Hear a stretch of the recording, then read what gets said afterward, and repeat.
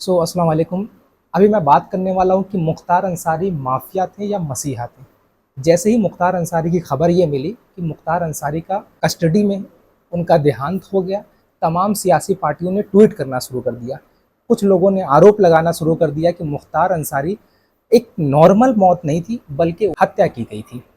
लेकिन फिर मीडिया में ये चलने लगा कि माफिया मुख्तार मर गया, माफिया मुख्तार के साथ ये हो गया, mafia Mukhtar mafia Mukhtar mafia mafia कह करके तमाम हिंदुस्तान में ये बता दिया गया कि मुख्तार जो था वो माफिया था।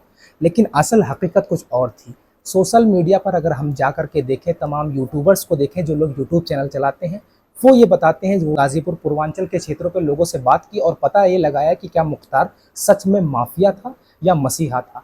यकीनन तमाम यूट्यूब चैनल, तमाम सोशल मीडिया प्लेटफॉर्म पर वीडियोस वायरल हो रही हैं, आपने भी देखा होगा, जहां पर गैर मुस्लिम नहीं बल्कि गैर मुस्लिम लोग ये बता रहे थे कि मुख्तार के जाने के बाद आज हमारे घर पे चूल्हा तक नहीं जला हुआ, वो गम की आगोश में लेटे हुए थे।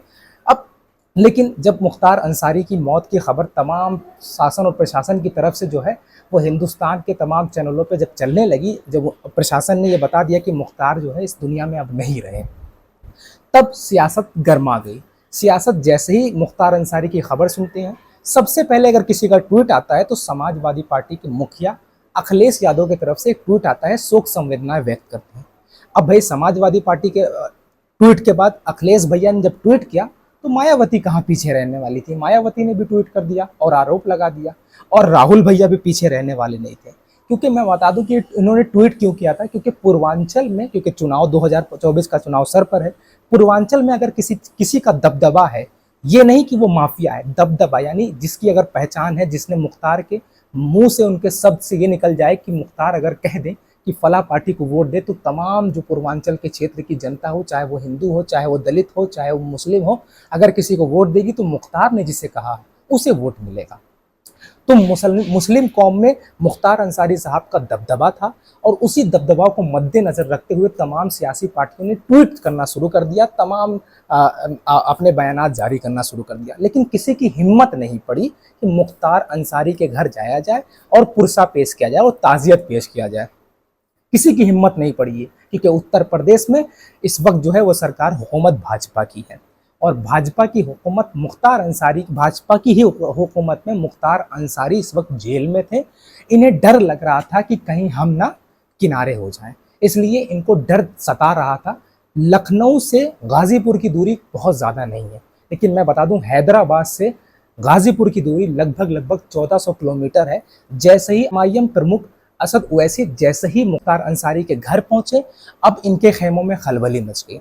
अभी तक ये लखनऊ से गाजीपुर नहीं पहुंच रहे थे, ना ही कांग्रेस पार्टी के कोई नेता पहुंचे, ना ही समाजवादी पार्टी के कोई नेता पहुंचे, ना ही दलितों का कोई मायावती बहन मायावती पहुंची, ना ही चंद्रशेखर आजाद पहुंचे, ना ही केजरीवाल की तरफ से भी कुछ कुछ कहा गया। लेकिन जैसे ही इन्हें लगा कि अब असदुद्दीन ओवैसी जो है उत्तर प्रदेश के अंदर गाजीपुर रात के अंधेरे में उनके मरहूम के घर पर ताज़ियत पेश करने के लिए पहुंचे, इनके खेमों में खलबली मच गई, क्योंकि मुस्लिम वोट कहीं ना कहीं खसक ना जाए। अभी तक ये ट्विटर में मुख्तार अंसारी का नाम लेने से डर रहे थे, लेकिन जैसे ही पता चला असदुद्दीन ओवैसी 1400 किलोमीटर से चल करके मुख्तार अंसारी के घर पहुंचे, इनके खेमों में पूरी तरीके से खलबली मच चुकी थी कि भैया वोट बैंक खसक रहा है, चलो भैया सुबह उठ करके मुख्तार अंसारी के घर पहुंच जाया जाए। सुबह समाजवादी पार्टी की तरफ से एक लेटर जारी होता है, धर्मेंद्र यादव को आदेश होता है कि धर्मेंद्र यादव समाजवादी पार्टी की तरफ से जाएंगे और मुख्तार अंसारी के घर वालों को ताज़ियत पेश करेंगे। मुख्तार अंसारी के घर पर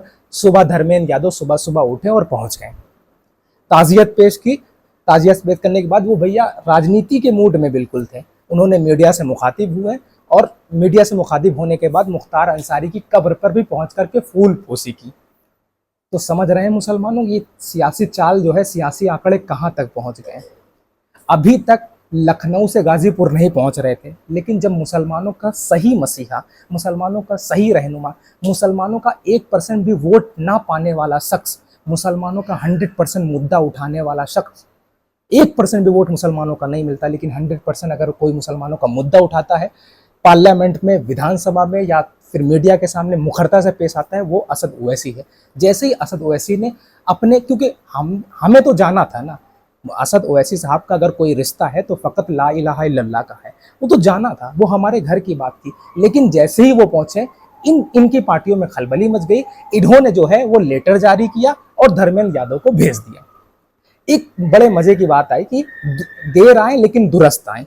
कम से कम गए तो ये पार्टियां मुसलमानों का नाम लेने से डर रही है, कहीं हमारे पास बहुसंख्यक वोट खसक ना जाए। लेकिन बहुसंख्यक वोट इनके साथ नहीं है। आपको बता दूं कि उत्तर प्रदेश में दो लड़कों की जोड़ी मिलकर के उत्तर प्रदेश का चुनाव लड़ रही है, जिसमें ये कहा जा रहा है कि वो भाजपा को हरा देंगे। लेकिन कैसे वो भाजपा को हरा देंगे, मुझे ये बताइए। भाजपा को अखिलेश भैया कैसे हरा देंगे? उनके साथ कुर्मी वोट नहीं है, उनके साथ अपना दल नहीं है।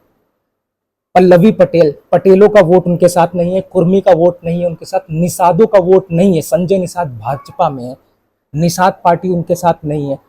चंद्रशेखर आजाद उनके साथ नहीं है। दलितों का सबसे बड़ा चेहरा, दलितों का सबसे बड़ा अगर हिंदुस्तान के अंदर कोई चेहरा है तो मायावती अकेले उत्तर प्रदेश में चुनाव लड़ रही है। तो कैसे अखिलेश भैया भाजपा को हरा लेंगे, समझ में ही नहीं आ रहा। मुसलमानों कंधे पर बंदूक रख कब तक चलाई जाएगी? मुसलमानों, तुम्हारा मुत्तहिद होना इस बात की दलील हो गई, इस बात का सबूत ये मिल गया कि जो पार्टियां आपका नाम लेने से डर रही थी, अब वो ताज़ियत पेश करने के लिए घर जा रही। मुसलमानों, इसी तरीके से अपनी सियासी ताकत को, अपनी रहनुमाई को मजबूत करते रहना, वरना ये नाम नेहात सेकुलर वाली पार्टियां, सो कॉल्ड सेकुलरिज्म वाली पार्टियां आपके बच्चों के मुस्तकबिल को बर्बाद करती रहेंगी और ये आपसे डरती रहेंगी। आने वाला वक्त 2024 का चुनाव सर पर है। अपने आप को मुत्तहिद करना, ताकि आपके और आपके बच्चों के मुस्तकबिल की लड़ाई अगर कोई लड़ेगा तो फ़कत और फ़कत MIM है। इसलिए अगर आप चाहते हैं कि ये जो सो कॉल्ड सेकुलरिज्म है वो आपके मुद्दे संसद में, लोकसभा में उठाने लगे, तो ज़्यादा से ज़्यादा इस वीडियो को शेयर कीजिएगा और इस चैनल को ज़रूर सब्सक्राइब कीजिएगा और मुत्तहिद हो जाइए। ये सब आपके मुद्दे उठाएंगे। उम्मीद करता हूं कि आप मेरे वीडियो के मकसद को समझ गए होंगे। ज़्यादा से ज़्यादा इस वीडियो को शेयर कीजिएगा। अभी धर्मेंद्र यादव गए हैं, कल बहन जी भी जाएंगी, परसों चंद्रशेखर भी जाएंगे और तमाम पार्टी के नेता वहां तक पहुंचने लगेंगे। आपका मुत्तहिद होना इस बात की दलील है कि ये सब नाम लेने लगे हैं आपका। चलता हूं भाई, सलाम।